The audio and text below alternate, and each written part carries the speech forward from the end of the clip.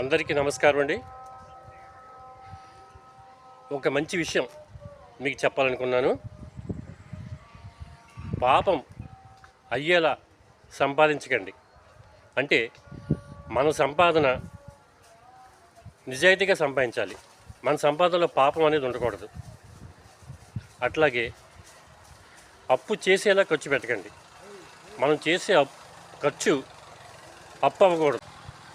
మనం తినే ఆహారం మితంగా తినాలి. మంచి ఆహారం తీసుకోవాలి. అజీర్తి అయిపోయి మనం అనారోగ్య పాలయ్యేలా ఉండకూడదు. మనం మాట్లాడే మాట మనస్పర్ధలు వచ్చేలా ఉండకూడదు. అంటే ఒకరికొకరు గొడవ పడేలా ఉండకూడదు.